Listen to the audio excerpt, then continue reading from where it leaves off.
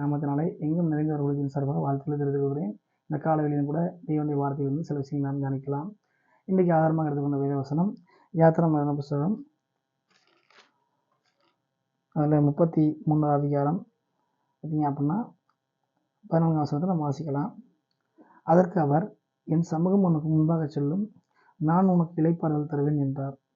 எனக்கு செய்தியுடைய தலைப்பு என்னவென்று சொன்னால், முன் செல்லும் சமூகம் என்கிற தலைப்பில் நாம் பார்க்க போகிறோம். முன்பாக செல்லுகிற தேவ சமூகம் என்கிற தலைப்பில் நாம் பார்க்க போகிறோம். அந்த ஆதாரமாக இந்த வசனத்தை நம்ம பார்க்குறோம். இன்றைக்கு இந்த வசனத்தை நம்ம தியானிக்கலாம். பொதுவாக சமூகம் என்றால் என்ன அப்படின்னா, அதுக்கு பல அர்த்தம் இருக்குது.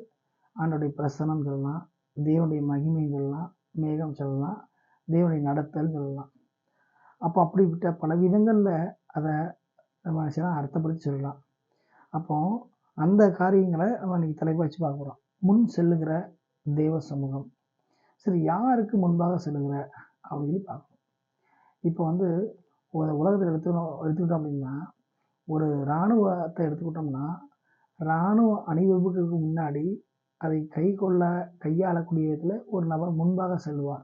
அவரை பின்பற்றி ஒரே ஒரு மாதிரி விஷயங்க சொல்லுவாங்க. அடுத்து ஒரு விளையாட்டுத் துறையில் இருக்கணும்னா, அந்த விளையாட்டில் உள்ளவங்க லீடரை முன்னாக வச்சு போவாங்க. அது விளையாட்டுகளில் உண்டு. அடுத்து ஒரு கல்வி அடிப்படையில் எடுத்துக்கிட்டோம்னா, அவங்க ஆசிரியரை முன்பாக நிறுத்திட்டு முன்பாக வச்சு பின்னாடி போவாங்க.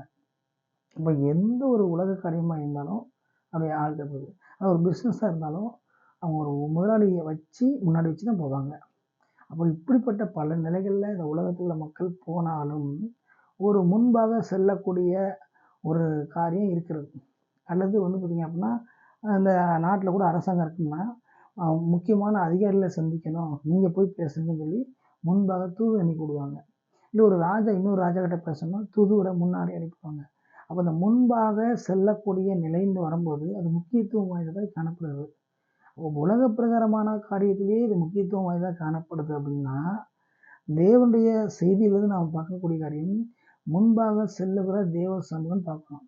அப்போ அது எப்படின்னா, இந்த உலகத்தில் இருக்கக்கூடிய இந்த முன்பாக செல்லுகிற நபர்களை காட்டிலும், முன்பாக செல்லக்கூடிய விஷயத்தை காட்டிலும், முன்பாக செல்லுகிற தேவ சமூகம் அதிக முக்கியமானதாக காணப்படுகிறது.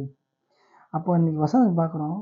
அதற்கு அவர், என் சமூகம் உனக்கு முன்பாக செல்லும், நான் உனக்கு இளைப்பாறுதல் தருவேன் என்றார்.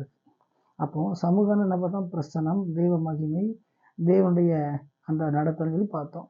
அப்போ எந்த சூழ்நிலையில் இந்த சம்பவத்தை யார்கிட்ட சொல்கிறாங்கன்னா, ஆண்டவர் வனாந்திரத்தின் பாதையில் ஜனங்களை நடத்தும் போது மோசேக்கிட்ட என்ன செய்யறது இந்த சம்பவத்தை சொல்றாரு.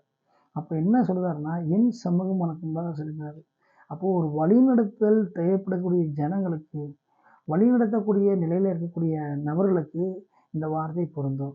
நீங்கள் வாழ்க்கையில், ஊழியத்தில், தனிப்பட்ட ஜீவியத்தில், தொழிலில், படிப்பின் காரியங்களில், எதிர்கால காரியங்களில் வழிநடத்துறதுக்கு ஆள் இல்லையே, என்ன செய்ய ஏசியம் தெரியலையேன்னு சொல்லி தவித்து கொண்டிருக்கிற எல்லாருக்கும் இன்றைக்கி இந்த வார்த்தை வருது.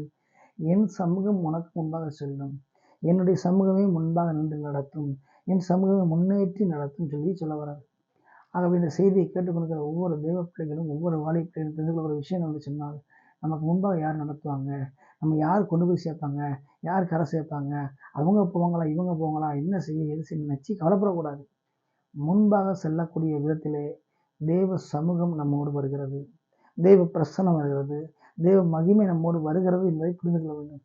மோசையின் காலத்தில் எகிப்திலிருந்து இஸ்ரேல் ஜனங்களை வெளியேற்றி கொண்டு வருகிற பொழுது அந்த ஜனங்களுக்கு வழிகாட்டியாக வழிநடத்தும்படியாக அதே தேவ சமூகம் முன்பாக சென்று அந்த கானானை நோக்கி வழி நடத்தினது. அப்போ அதே போல் நித்திய வாழ்க்கைக்கு நேராக இந்த பூமியிலேருந்து நம்ம வாழ்கின்ற அந்த காலத்தில் நம்மை வழிநடத்தக்கூடிய விதத்தில் அதே தேவ சமூகம் செல்ல ஆயத்தமாக இருக்கிறது.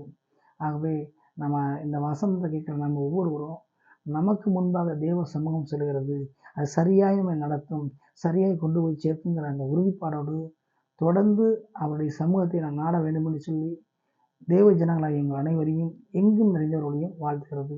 ஆமென்.